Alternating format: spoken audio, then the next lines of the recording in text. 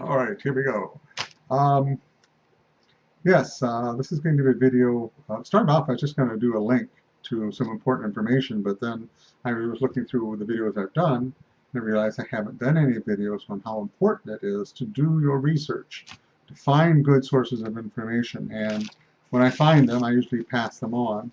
Um, YouTube has excellent things from just individuals who are autistic. There's a group called TEDx. Just let me double check that while I'm doing this here.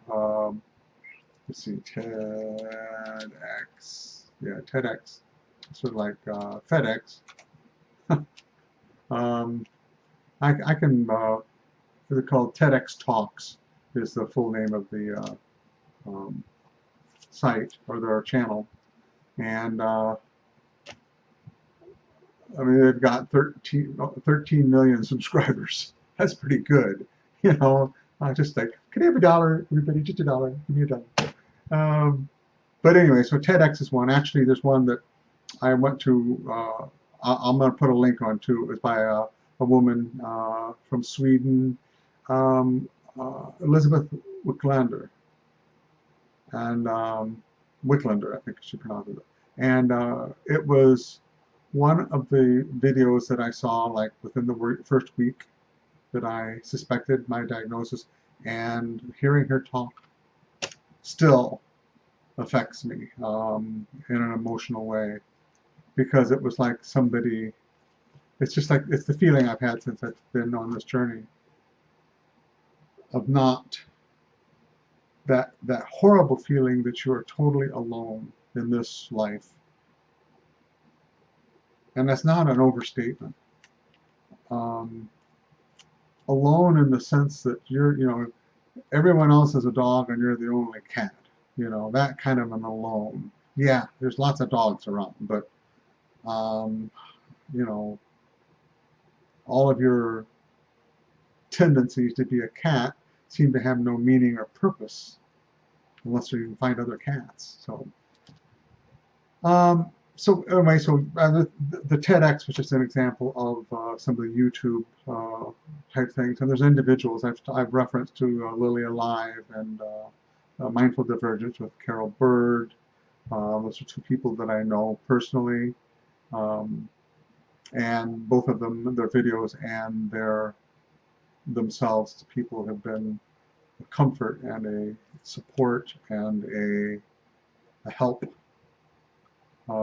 getting through this, because it is not something, I mean, I just say it's not something you can do alone. I mean, I spent 59 years doing the neurotypical thing alone. So yeah, you can do it alone, but it's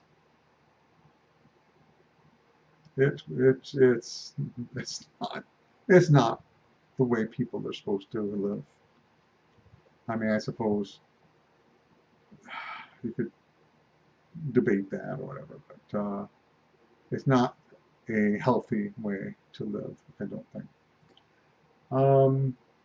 Okay, let's see. So websites and blogs and everything else. You'll just have to seek them out. I will post what I can, but it is vital, not only the community support and finding people, but the information. Read. And as you find things out about yourself, like the one article I've just been reading was, this is the one that was on Healthline. It was called Asperger's or ADHD, Symptoms, Diagnosis, and Treatment. The overview is just saying Asperger's syndrome and attention deficit hyperactive disorder, ADHD, may be familiar for parents today. Many parents may have children with AS or ADHD diagnosis. Both conditions develop early. Oh, I'm sorry. This is actually I thought this was like a summary. It isn't. Okay. Well, never mind. But it goes into talking about how they overlap and how one can kind of conflict with the other as far as the diagnosis. Anyways, those are the kind of articles that, for me personally, and I think this is true of a lot of people who are late diagnosed, you have to put on your detective cap, your Sherlock Holmes gear, and get your magnifying glass out and really start scrutinizing yourself and your memories and your current behavior and problems. And the more you learn, the more questions will open up, and it just expands. Um, so be prepared and be warned. And I suppose you can approach this how you want. Just my nature is that I want to get to the truth. I want to get to the bottom of it. I want to understand it as deeply and thoroughly as I can. And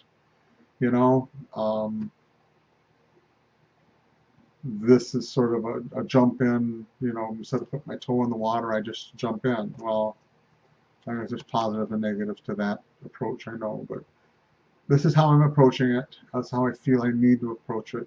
So anyway, on my little bandwagon or my little soapbox here, so I'll make reference to all this and study, research, and network.